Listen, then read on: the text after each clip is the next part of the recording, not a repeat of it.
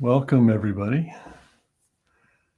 I'm Brian Jones, and I'm a trainer in Heartfulness. And this is called Discover a New You. So hopefully we're all discovering a new us, which we can do every single day. So happy Diwali. That's the first thing I want to say. The Festival of Lights. It's a very special day today, and last night there was a very special meditation given by Daji. Well, of course, it was morning in India, but it was late night here, about 11:30 p.m. And it was just wow, so wonderful and amazing. So I've never celebrated. I've never been in India during Diwali, and I'm no expert on it. We were asking yesterday one of our friends who was from India about it. And I mean, I know a little bit about it, but he was emphasizing how it's a time of overcoming the darkness with the light, and also a conviction of, getting rid of the dark or the negative and bringing in the positive in life. I mean, these are the things that I'm coming away with, which sort of, and I understand it's a New Year's celebration as well. So, and New Year's to me here in America has always been it's been a significant day. It's a similar kind of holiday where people look at, their life and sort of reevaluate and look at the coming year as a time of making change and um, hopefully, beginning some new positive habits. Usually those are the convictions that people are making. Everybody, of course, struggles with their New Year's resolutions, as we call them. But anyway, it's good. For me personally, I think for me personally, it's always been the birthday celebration. It's been the most meaningful to me because then it's your personal day of, real reflection of the past year of your life or the past years of one's life. So all these days are good that we have them because it's good to reflect back and to think about where we've been, where we are with gratitude, and also where we are going. So I would like to say good morning, evening, afternoon to SP Dewan, Anil, Michael. Hi, Michael. Iverson. Iverson's my longtime spiritual brother here in Cleveland. Mohan, welcome. Rohit, Rachita, Roselime, and Dominique. So glad that you're all here today. So here's what I want to talk about.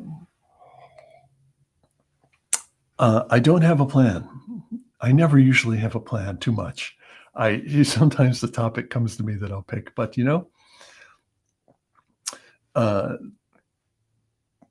people have asked me in the past couple of months a few times if I would sort of just talk about my own life, and I thought today would be a good time to sort of talk about that, reflect on it, let you get to know a little bit about me personally and my life, even in my material life and my life in this method. So if you don't mind, I'm going to be real chill today. No deep thoughts. Well, I don't know. You never can tell what might happen, but I'm going to be very relaxed. I'm going to take my time. So I recommend, you just get your cup of tea or, your chai, your coffee, whatever you like. And let's just see where things are going. So Anmol, hi Anmol. Good to know you're there. Feel your wonderful spirit. Appreciate that. Raj Tiwari, welcome. Lauren Miller, also in Cleveland. Oh, wow. Hey, Lauren. Cleveland is my hometown. That's where I'm from, Cleveland, Ohio. Well, that's a good place to start. So I'm in Cleveland, Ohio, which is in the United States. And Cleveland is on one of what are called the Great Lakes. And, the Great Lakes are pretty well known. So it's likely you've heard of the Great Lakes. I think, pretty sure they're the largest bodies of fresh water on the planet. These are huge lakes, gigantic. And we're on Lake Erie. And so we're about 10 miles from the lake. We're 10 miles inland. But, when I was a kid, my father used to take me to the lake all the time because there was always a strong wind, and we would, fly kites. And sometimes he'd take me down there in the wintertime because the lake would freeze over. And, if it was really frozen over, you could walk out onto the lake, which is just not too recommended. And my father usually did not encourage going out on the lake when it was frozen. But Cleveland is a place that has beautiful spring and fall. Right now, we're in the fall season. The leaves are turning all kinds of colors. It's very beautiful. And we're heading into winter, which lasts for about 5 months. It's really cool. It gets cold and snow and dark. So this is where I was born and raised, and this is where I am. And this is, the place where I first discovered I guess, discovered my own spiritual search, which was pretty intense. Even when I was small, I knew that I was on some sort of a search, even when I was really young. And, looking back on it, even as a young boy, I was having some experiences that were really amazing, actually. For example, I can clearly remember there were days, even when I was, 5, 6, 7 years old. I clearly remember days when I would wake up in the morning and it would be something so special. It would be like it was the first day that ever happened, the first day that ever existed. And I would wake up and I would feel so special and so incredibly fresh, like the world was given a new birth. And I remember on those days that everything just looked more alive, glowing, you know, just radiant than other days. And I wouldn't have these mornings very often. They would come every once in a while, but I would really look forward to them. And then as I got older, of course, they just faded away as I got more, I guess, attracted to the world and life in the world. But I'll never forget that. And the other thing I remember too, as a young person, is that I remember that I easily had had some innate ability that I could easily see the Earth from outer space. And I saw, again, this is through the ages, probably, 10, 12 years old. I could see from outer space. I could see our planet. And I clearly saw that there was this light descending onto the planet, being poured onto the planet.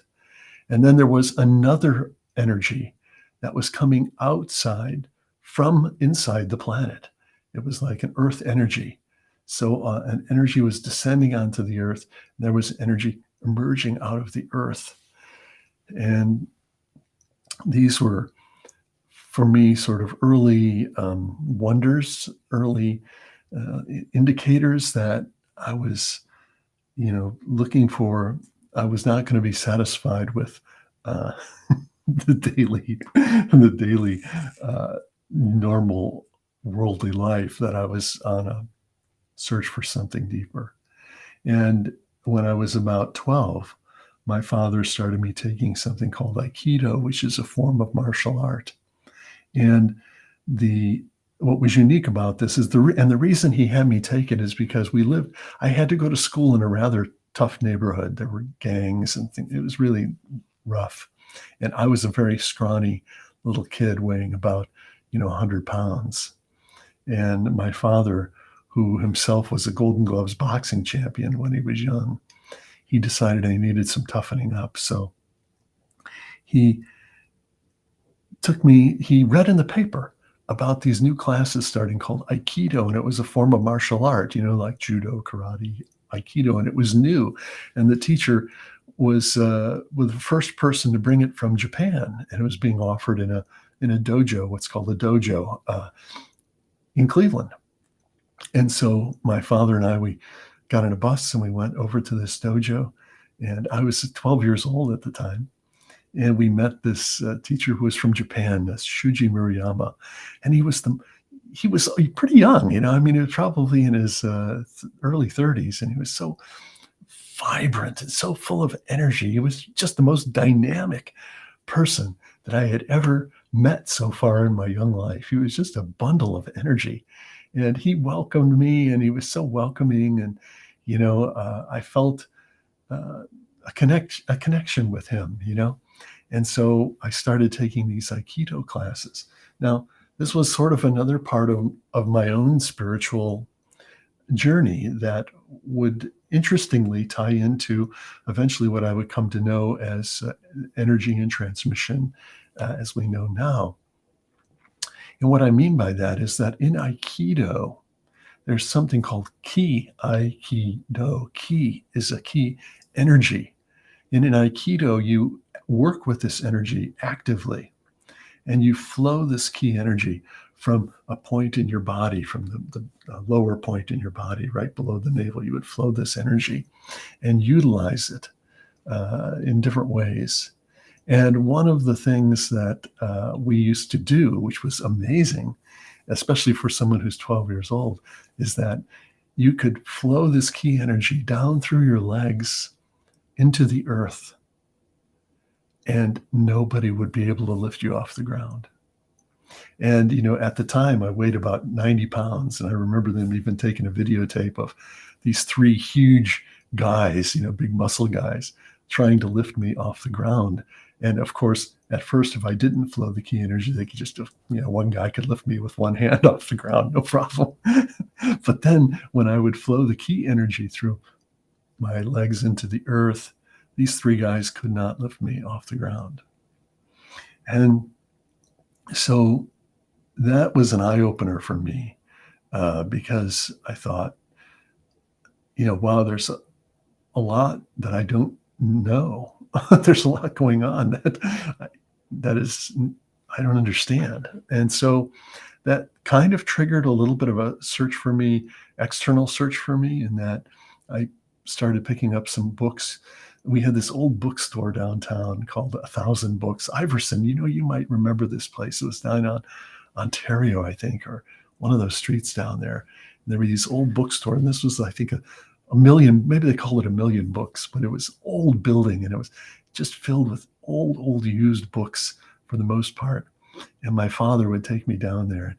I would get these books on Zen and Buddhism and anything I could find. I would just rummage through the spiritual categories. And I was still just a kid, but they were so fascinating, and they were old books, and, they kind of had a smell to them. And they were and I remember buying them. You could buy them for 50 cents, 75 cents. And I would buy these books, and I would start reading them on my own. And, I don't even remember what my father thought, why I was buying these books, but he was fine with it. My father was a very open person. My father and mother were really, for the era, they were very open people. So he let me explore and read these books, and that started, piquing my understanding about, oh, wow, there's something. What is this thing called enlightenment? I was reading books by, well, I don't know who they were by, but books about the life of Buddha, for example, and the life of the Zen masters. And I was particularly taken with the life of the Zen masters. And I think a lot of that had to do with the fact that I had been taking Aikido. So I was, along those lines. And so for me, that was an early part of my beginnings of my spiritual understanding. And I was studying Christianity too, and not from a religious perspective, but Christian mysticism. And to be honest with you, the one thing that I had no interest whatever in Hinduism or Lord Krishna or all of the gods from the Indian traditions. I had absolutely zero interest in that, and I never studied any of that. And so that has come really much, much later in my life. Really, you know, I would say even in the past 10 years, I now have studied more into that a little bit because, of course, Daji now is bringing back, some of these ancient texts and the Vedas and the Gita and things like that. So, but early on, that wasn't part of my spiritual quest.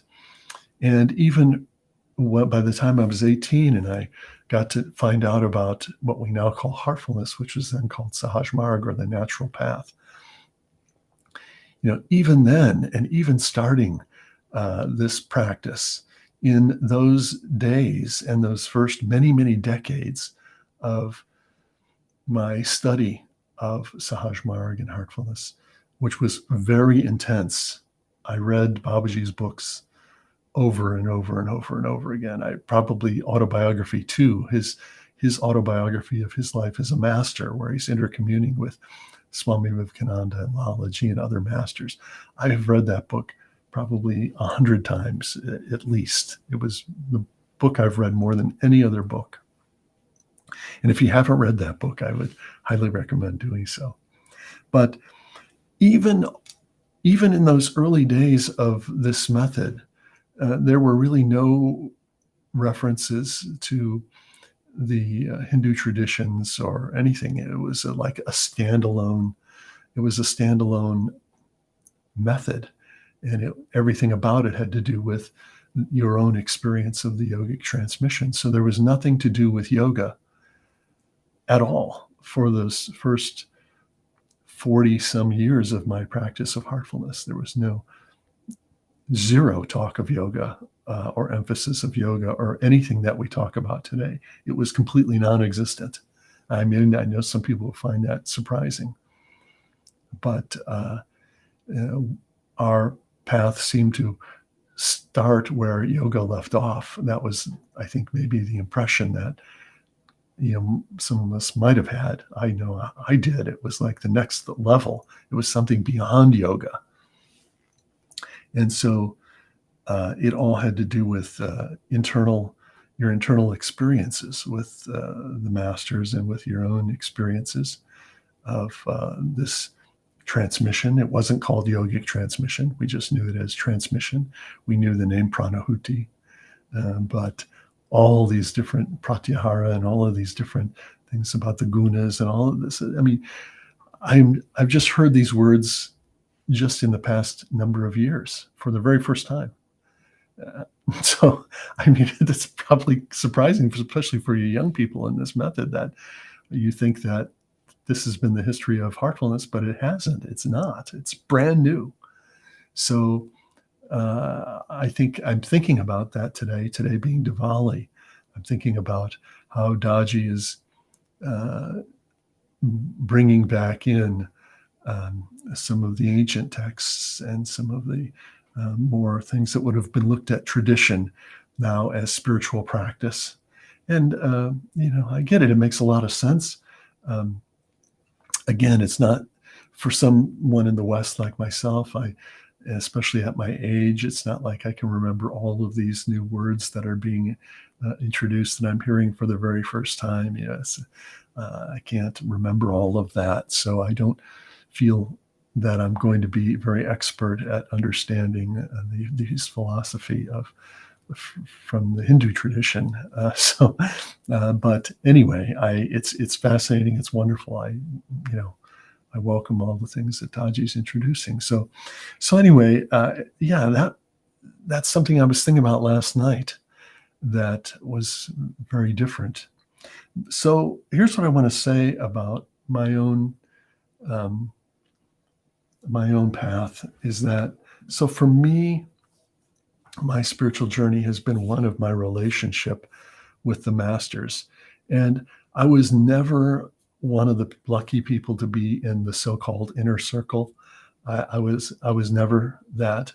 I always was the person standing at the door outside, sometimes in the cold, sometimes in the middle of winter, sometimes wherever.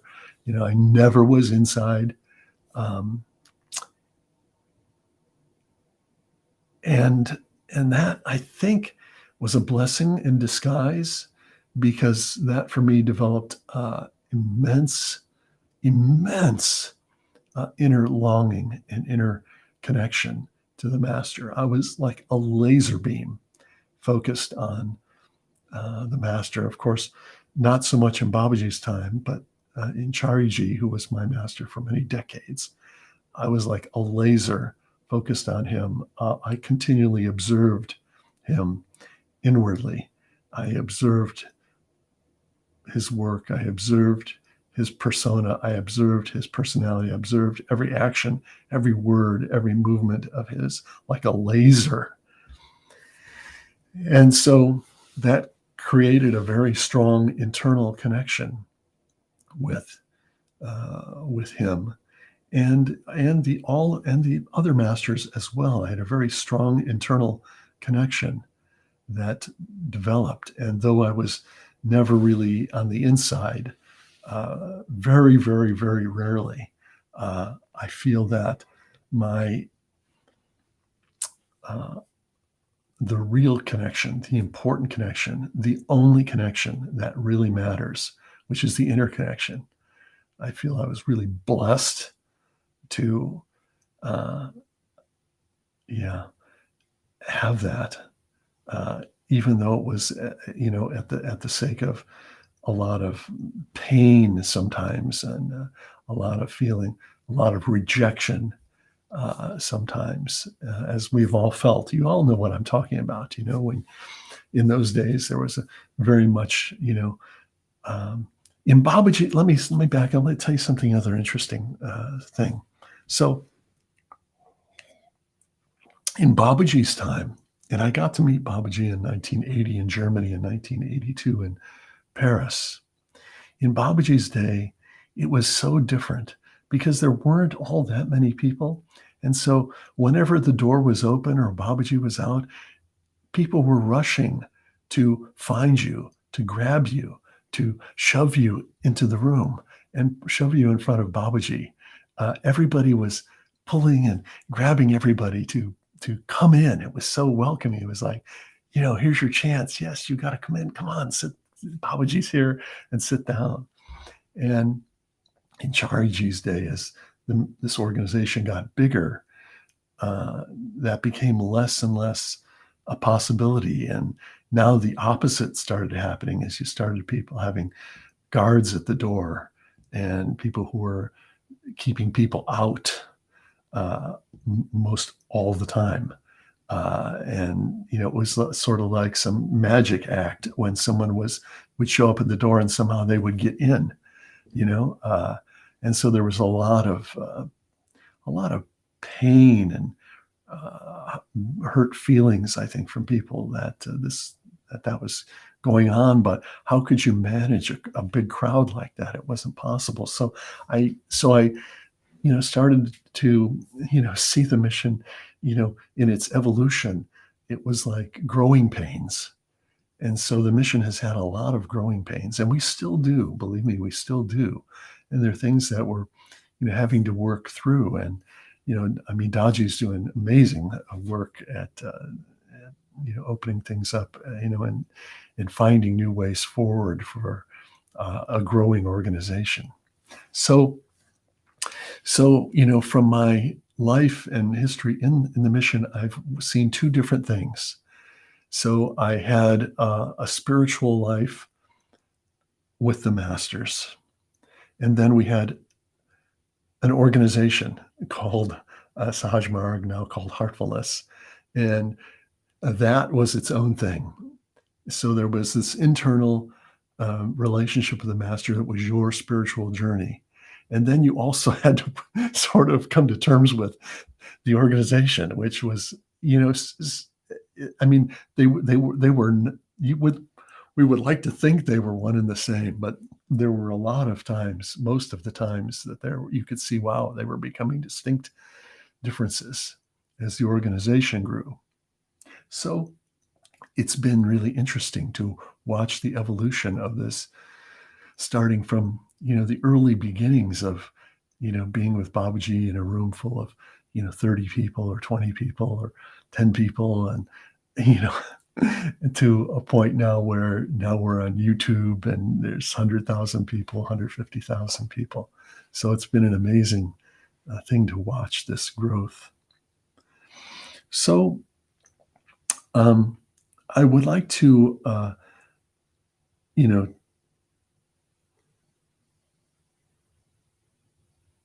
maybe share a couple of things about my worldly life just to tie in with the spiritual part of life. Because, I think the hallmark of heartfulness is something that Babaji said. It's about flying with both wings. And we have the spiritual wing and we have the material wing. So we have spiritual life and we have the material life. And in a way, it sort of goes back to what I was saying about the mission as organization, the mission as a spiritual practice. And so Babaji said we have to fly with both wings. And if one wing is flapping more than the other, then we wind up just going around in a circle in that particular sphere. So this practice of heartfulness is about an integration of a spiritual path, that we set aside time each day for our spiritual practice and we integrate that into our daily life. So it's not that we can run away from the responsibilities of the day. We have to embrace those and integrate that, our spiritual wisdom, our spiritual experience into our daily life. And Daji has added just a great addition to this. He said, don't forget that there's also the tail of the bird. So not only are we flying with both wings, but the tail is like the rudder.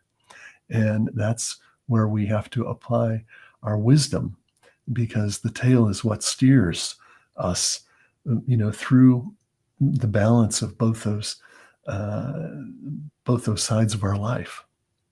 So all of these things are really important. So back in the early 80s, when Chariji first started coming to the United States as the spiritual representative of Babaji after Babaji passed, at first I didn't, I didn't accept him at first. No, I accepted that he was the successor and representative. I accepted all that. But, it it wasn't a situation where, after being in love with Babaji, you just suddenly, oh, here's the new master, and you don't just transfer your love and say, oh wow, yes, here's the new master. I mean, maybe some people can do that. I couldn't do that. And so there was a transition period of several years, and he started coming to the country and to the US. He came in 1985 and he spent a week here in Cleveland with his wife, Salochna. And there was only about 15 of us at the time. And we would just hang out with him, every day. We would hang out with him and his wife. And we would walk up to the candy store and get candy. And we'd walk up to the pizza place and get pizza. And it was more like, hanging out. And we'd have group meditations a couple times a day and just talk about spiritual things. And it was a time that we really got a chance to know him, and that helped a lot to warm up to him and to start to have a relationship with him as the master. But even so, I knew in my heart that my heart deep down hadn't accepted him as my spiritual master in the same way that Babaji had been. I knew this. And after that trip, I was realizing it more and more that, oh, I just feel I haven't really accepted him. And I knew intuitively that, if I don't come to terms with him as my own spiritual guide, that my progress might stop. This is how I was thinking about it. And so I knew that I had to confront him and just tell him that basically I was really afraid of him. And he was a very big, daunting character. He was a strong personality. He wasn't a person you could easily warm up to. And not only that, but he wasn't a master who wore his heart on his sleeve. He did not readily share all of his inner experiences or any of that. He was, yeah, he was more of a teacher per se. He didn't really share from the inner world as much. So he was coming back in 1988, and we were going to have a gathering and it was held at a Boy Scout camp south of Atlanta. And I just knew in my heart that, I've got to talk to him face to face, and I need to resolve this. And so we got to this Boy Scout camp, and it was very rustic. We were staying in these old cabins, and there was a tent set up for meditation. There was maybe, I don't know, 150 people there. And so I had made an appointment with him to talk with him. And one day somebody called me and they said, Chariji, he said, come on in. He'd like to talk to you. And he was in the main cabin, and he was back, and he had his small office in this room in the back of the cabin with this old rustic desk. And he was sitting at the desk. And I knelt down next to the desk, sort of facing him. And, I was a very shy person growing up. So for me to, muster up the courage to go and talk to the master one on one was a big deal for me. So I sat down there and knelt down, and he kind of casually looked up at me and he said, what can I do for you? And I just kind of blurted out. I said, I have to tell you, I'm afraid of you. That's what I said. and he and he laughed this uh, soft little laugh, and he said, "Oh, I'm a sheep in wolf's clothing." And immediately that kind of broke the ice. Him saying that I'm a sheep in wolf's clothing, meaning that don't be scared off by my external appearance. I'm actually pretty soft inside. And that was kind of a big admission for him to say that, but it took the edge off right away. And then, we just talked about just a couple other things, for almost very little was said. And then he told me, he said, tomorrow morning, come and sit in the front for the morning meditation. And that was it. That was my meeting with him. And so the next morning, I went, like he said, and I sat down in front for the morning meditation, and Chariji come into the tent and said, please begin meditation. And within moments, I felt like the sky was opening overhead, like the whole universe was opening up. And I felt all the love of the entire universe was pouring into me, literally pouring into me, like 1,000 times Niagara Falls, just this immense love. And it was so powerful that I could barely even take it. I could barely even withstand it. It was so much love. I thought that my heart was going to explode. And that's when I really understood, from the inside out, oh, yes, you are my master. And then my heart fully accepted him. And that's what really started, my spiritual journey on a totally new level. Uh, it was like a new beginning. Just like Diwali is considered, a fresh start, a fresh beginning. And so just a couple more things, and we're going to meditate together.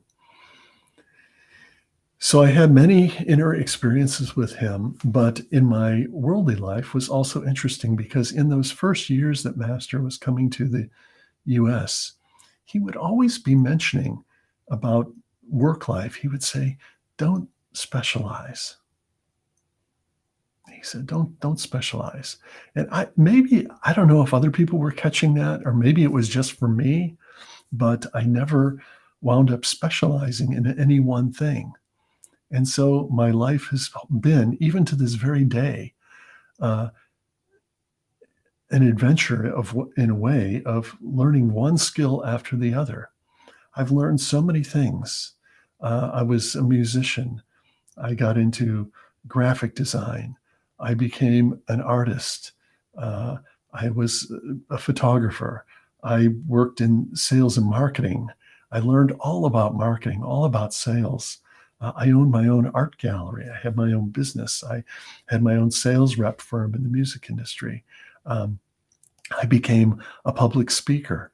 I became someone who was hired by big international companies to do presentations on their behalf on products in the music industry at trade shows and then I was hired to do as a consultant to consult with companies about new products and technical products and things like that. All of these things. It's not like I didn't have an education in any of these things. I just had a somewhat of a knack for them, and I learned all about large format printing. And even to this day, I have a huge printer in my basement. It's 8 feet long. I do huge, large format printing and. I've been using Photoshop since it first came out, and all of these other programs. The other thing I do is I do photo restoration. I had my own business back in the '90s called Photo Restore, which was in a small town in Richmond, Indiana. I also do audio restoration, forensic audio restoration. I take old recordings, and I've done some of them with the masters too. I take old recordings that are really poorly done, have a lot of noise, and you can barely hear the voice. And I clean those up. I use some very sophisticated software for doing that. And to this day, I do that. And I and many other things. I'm a writer now on Quora. I became a writer on Quora. Daji asked me to write on Quora. I started doing that. Now I've reached something like I've had 12 million answer views on Quora. And so now currently I'm working on two books. I'm, looking at doing a podcast series. I've embraced going online. Here I am doing a show on YouTube. I learned all about video technology, and I have a whole video studio in my house. You're only seeing me on camera with my set. I learned all about lighting. So, the reason I'm saying this is because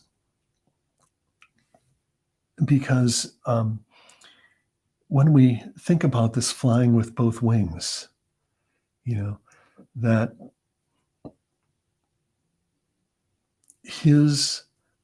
Chariji's sort of subtle suggestion, don't specialize, don't specialize, don't specialize. It led me forward in my life in a way that I never really worked a 9-to-5 job. I've always been my own boss. I've been self-employed. And I had to learn so many skills. I learned about developing my own database I developed for my company. I learned so many things. And the funny thing was, and I sort of laugh about this now, is that I think it was Chariji maybe seeing something in me, because all the skills that I learned, all I was able to apply to the mission in different projects and things. So I've been involved in so many different projects, and I've been able to bring a lot of different, uh, skills to our organization too. And so I see now it's been that flying with both wings. And he must have saw that in me, that, I wouldn't ever be satisfied just working one job, just doing one thing, that I'm the kind of person that I have to keep going. I'm like the Energizer Bunny. I don't know if you've ever seen that commercial for Energizer batteries, but they got that little rabbit that comes across the screen beating the drum, Energizer Bunny never quits, I'm kind of like that. I just keep on going and keep on going. So I wanted to share that with you today. We're going to meditate now, but I wanted to share some of this with you today because, I come on here and I talk about spiritual topics from that perspective. But look, it's about flying with both wings. And on a day like Diwali, when it's a new beginning, when we look at our life, we have to evaluate our life from both of those wings. Okay, we have to evaluate our life from looking at our what was has been our material life, what has been our spiritual life, and really, Diwali to me or New Year's is all about the uh, tail feathers.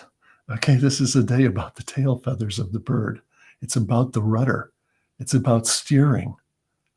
That's what Diwali is about. That's what New Year's is about.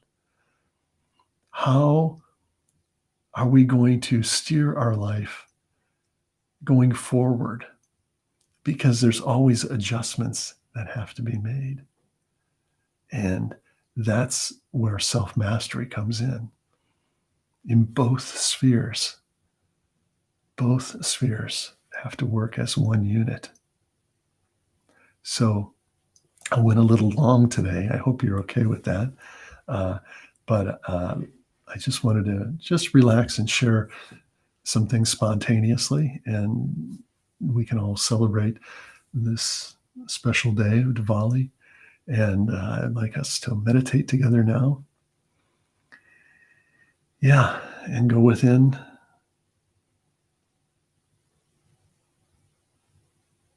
And open our hearts and our heads to a new beginning, a new start. And maybe if we want to give ourselves a sankalpa or a suggestion, maybe it's a suggestion that as we begin this sitting together, that we'll be open to receive even more and more the guidance of the heart, because the heart is the rudder. It's the tail feathers of the bird. It's that which can steer our life if we let it, if we settle our mind, if we open the channel to the heart, if we listen to the heart. So that's our sankalpa for today. And I invite you now to please sit comfortably.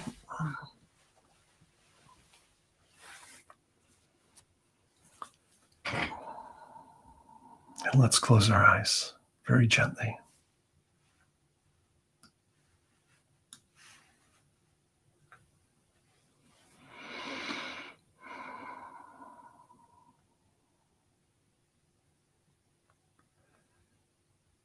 And let's take a slow, deep breath in.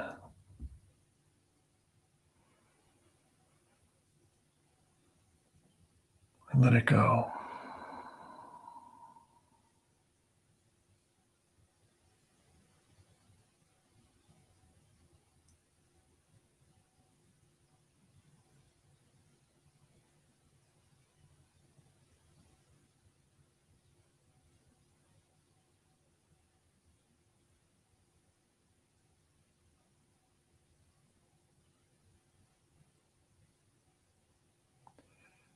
Feel your body relax.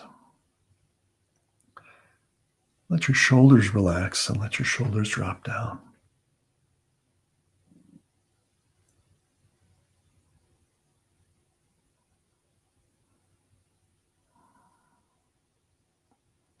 And let your arms relax and your palms and fingers.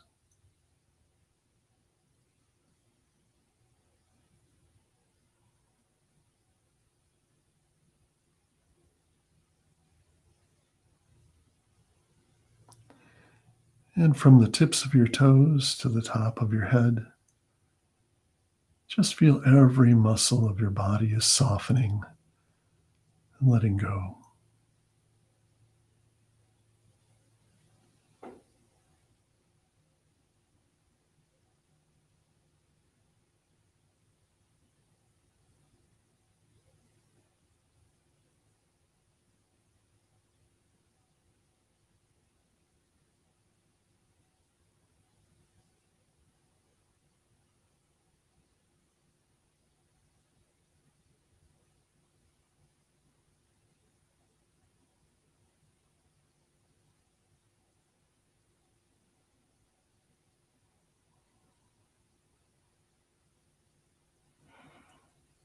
Now gently bring your attention to the area of the heart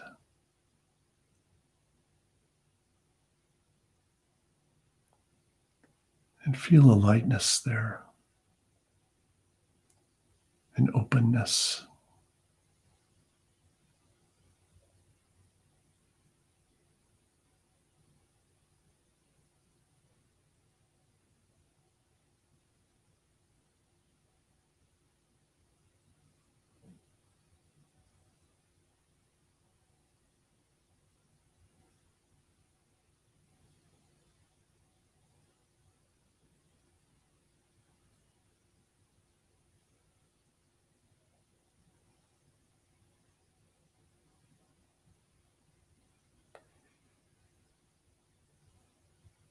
Let's rest on the source of this lightness,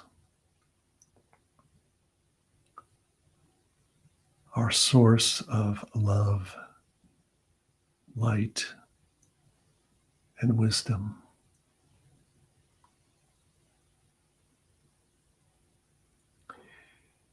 And feel the source deep within your heart.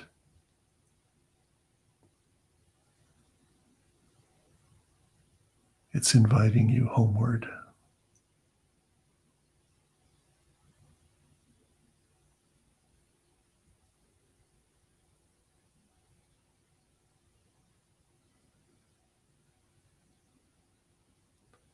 Let's stay with this thought.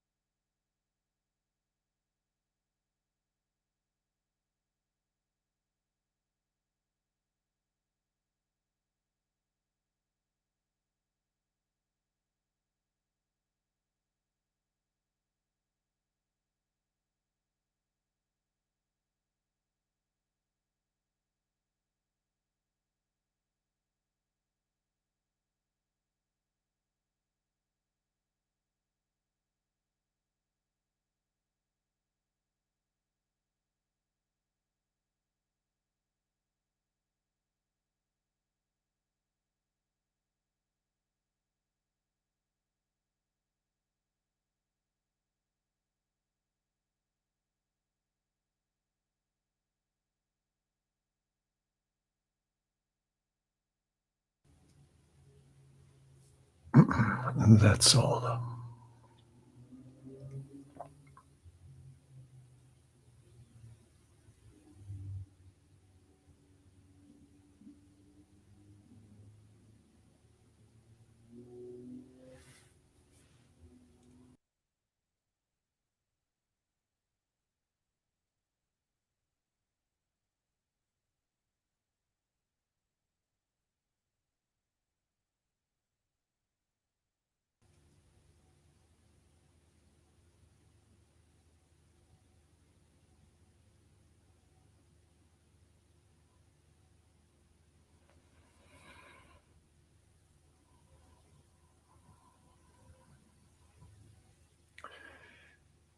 So take a moment and feel this inner condition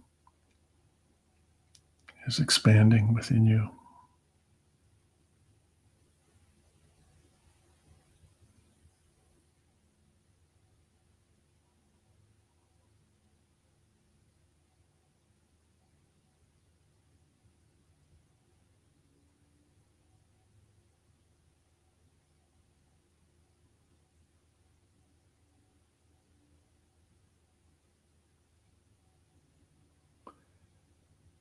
And let's have the thought that all the people of this planet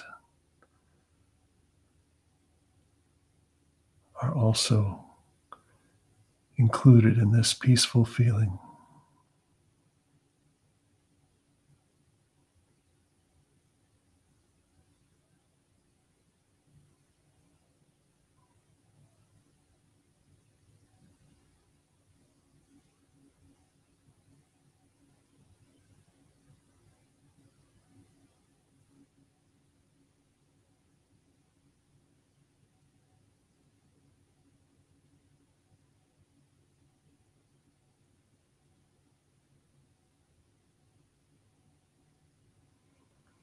Whenever you're ready, you can open your eyes.